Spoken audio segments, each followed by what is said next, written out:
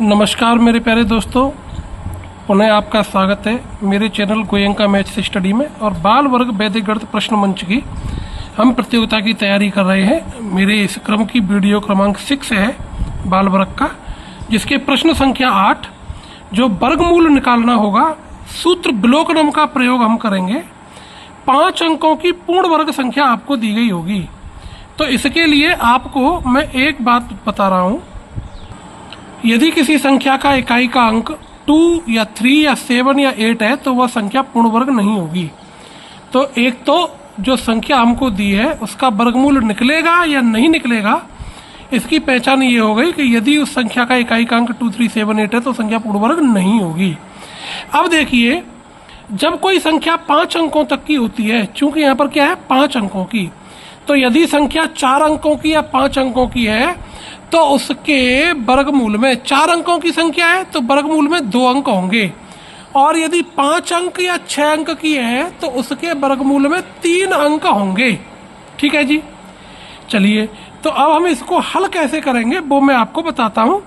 क्योंकि जब हम वर्गमूल निकालेंगे तो हमें ये पता होना चाहिए कि दी हुई संख्या का इकाई का अंक ये है तो इसके वर्गमूल का इकाई का अंक ये होगा।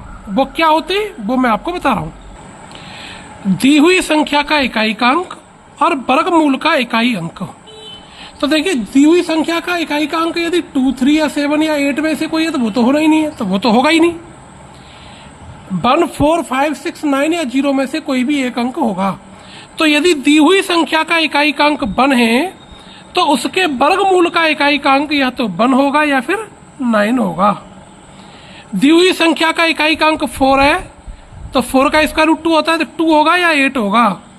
केवल 5 का 5 और 0 का 0, बाकी के जो शेष अंक हैं वो आपस में परम मित्र होते हैं। परम मित्र माने जिनका योगफल 10 हो जाए। तो जैसे 1 है तो 1 का वर्गमूल 1 और 1 का परम मित्र कौन हुआ 9, क्योंकि 1 और 9 10 होंगे, इसलिए तो या तो 1 होगा या 9 होगा। वो कैसे होगा वो मैं अभी आपको बताऊंगा। यदि 4 है तो 4 का स्क्वायर रूट 2, तो या तो 2 होगा या फिर 8 होगा। 6 है तो 6 के स्क्वायर रूट में क्या होता है, स्क्वायर में देखिए 36 होता है, 6 आएगा तो 6 और उसका 4 हो गया परम मित्र। 9 का स्क्वायर रूट 3 होता है तो 3 और 3 का परम मित्र 7, तो या तो 3 होगा या फिर 7 होगा। इतनी सी बात समझ में आ गई। और 0 का 0 होगा। ठीक है जी। चलिए, अब मैं यहाँ पर आपको उदाहरण लेकर के समझाता हूँ।